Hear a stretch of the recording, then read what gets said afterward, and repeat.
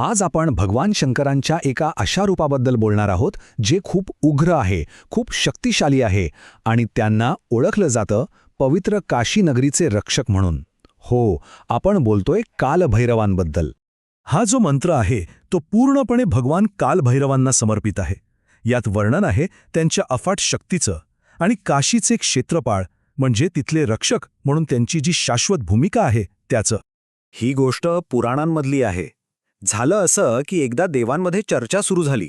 विषय काय होता तर त्रिदेव म्हणजे ब्रह्मा, विष्णू आणि महेश यांच्यात सर्वश्रेष्ठ कोण. आणि मग काय, यावरून मोठे मतभेद सुरू झाले. आता बघा, जेव्हा देवांमध्येच काही एकमत होईना तेव्हा सगळ्यांनी मिळून ठरवलं की आपण वेदांनाच विचारूया. आणि वेदांनी काय सांगितलं? वेदांनी अगदी एकमताने घोषित केलं की भगवान शिव म्हणजेच महेश हेच परमसत्य आहेत, सर्वश्रेष्ठ आहेत. हे संपूर्ण जग, हे ब्रह्मांड त्यांच्यातच सामावलेलं आहे. ओके, तर वेदांनी आपला निर्णय दिला, पण खरी गंमत तर आता पुढे आहे.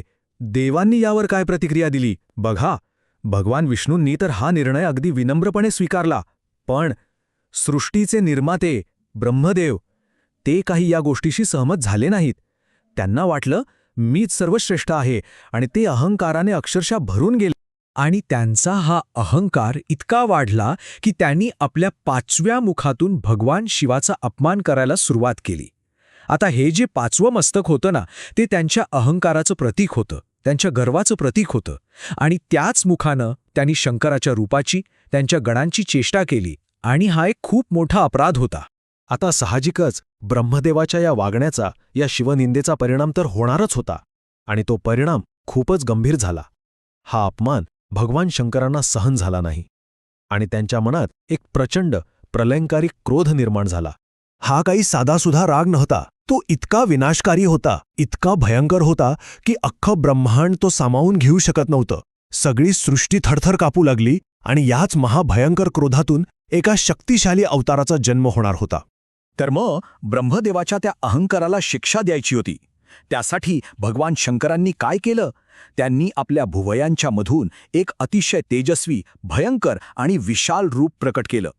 शंकरांनी आपल्याच या अंशाला नाव दिलं काल. काल का? कारण ते स्वतः काळ आहेत, वेळ आणि मृत्यू या दोन्हींचे स्वामी. आणि हेच ते उग्र आणि तेजस्वी स्वरूप जे पुढे कालभैरव म्हणून ओळखलं जाऊ लागलं. आपल्या या कथेचे नायक, ज्यांचा जन्मच झाला होता अहंकाराचा नाश करण्यासाठी, न्यायाच्या प्रखर क्रोधातून. आता कालभैरवांचा जन्म तर झाला होता, पण त्यांचा पहिला उद्देश काय होता तो भगवान शंकरांनीच ठरवला होता. त्यांनी कालभैरवांना आज्ञा दिली, ब्रह्मदेवाच्या ज्या मुखाने अहंकारात बुडून माझा अपमान केला आहे त्या मुखाला शिक्षा दे. बरं, आज्ञा तर मिळाली, पण आता कथेमध्ये एक नवीन ट्विस्ट येतोय. कारण या आज्ञेचं पालन केल्यामुळे एका अशा परिणामाला सामोरं जावं लागलं जो खूप मोठा होता आणि अटळ होता. आज्ञा मिळताच कालभैरवांनी एका क्षणाचाही विचार केला नाही. त्यांनी ब्रह्मदेवाचं ते 5वं अहंकारी मस्तक छाटून वेगळं केलं. ब्रह्मदेवाचा अहंकार तर संपला, पण या कृत्याची एक मोठी किंमत चुकवावी लागली. कालभैरवांवर ब्रह्महत्येचं महाभयंकर पाप लागलं. आणि इतकंच नाही, ते कापलेलं मस्तक त्यांच्या हाताला चिकटून बसलं. आणि ते पाप जणू काही जिवंत होऊन एका भयानक स्त्रीच्या रूपात त्यांचा पाठलाग करू लागलं. आता ह्या महापापातून मुक्त व्हायचं कसं? मग भगवान शंकरांनीच त्यांना मार्ग दाखवला. त्यांनी कालभैरवांना तिन्ही लोकांमध्ये भटंती करायला सांगितलं. ते अनेक तीर्थक्षेत्री फिरले, पण कुठेच त्यांना शांती मिळाली नाही, मुक्ती मिळाली नाही. आणि मग शेवटी ते पोहोचले काशीला, भगवान शंकरांची स्वतःची प्रिय नगरी. असं शहर जे कर्म आणि काळाच्या नियमांपलीकडचं आहे. आणि तिथे काशीच्या पवित्र भूमीत पाऊल ठेवताच एक चमत्कार झाला. त्यांच्या हाताला चिकटलेलं ते मस्तक खाली पडलं आणि ते ब्रह्महत्येचं पाप जमिनीत नाहीसं झालं. आणि ज्या ठिकाणी ते मस्तक पडलं तेच स्थान त्यांच्या मुक्तीचं प्रतीक बनलं. त्यांच्या त्या खडतर प्रवासाचा जिथे अंत झाला ते ठिकाण आज तेच स्थळ कपालमोचन तीर्थ म्हणून ओळखलं जातं, एक अत्यंत पवित्र स्थळ. इथे प्रवास संपला, पापमुक्ती झाली, पण कथा इथेच संपत नाही. उलट इथून कथेला एक नवीनच वळण मिळालं. कारण आता कालभैरवांना एक नवीन, खूप महत्त्वाची भूमिका मिळणार होती, एक शाश्वत कर्तव्य. हे सगळं पाहून भगवान शंकर खूप प्रसन्न झाले आणि त्यांनी कालभैरवांना एक वरदान दिलं. त्यांनी कालभैरवांना काशीचे कायमचे रक्षक म्हणजेच काशिका कोतवाल म्हणून नियुक्त केलं. कोतवाल म्हणजे त्या दिव्य शहराचे मुख्य अधिकारी, दंडाधिकारी. खरंच हा एक खूप मोठा सन्मान होता. आणि कोतवाल म्हणून त्यांची कर्तव्य सुद्धा तितकीच महत्वाची आहेत. असं म्हणतात की आजही काशीमध्ये प्रवेश करणाऱ्या प्रत्येकाला आधी त्यांची परवानगी घ्यावी लागते. ते फक्त शहराचं रक्षणच करत नाहीत, तर तिथे येणाऱ्या भक्तांची भीती, त्यांची पापं, त्यांची संकटं हे सगळं दूर करतात.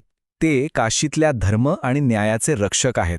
आणि सगळ्यात महत्त्वाचं, त्यांची पूजा करणाऱ्यांना ते स्वतः काल म्हणजे वेळ आणि मृत्यूच्या भयापासून मुक्त करतात.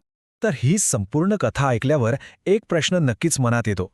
एक असं शहर जे स्वतः काळाच्या पलीकडचं मानलं जातं, त्या कालातीत शहरासाठी एका शाश्वत रक्षकाची नेमणूक, याचा नेमका अर्थ काय असेल? त्या शहराचं आध्यात्मिक महत्त्व आणि संरक्षणाची ही संकल्पना आपल्याला काय सांगून जाते यावर विचार करायला हवा.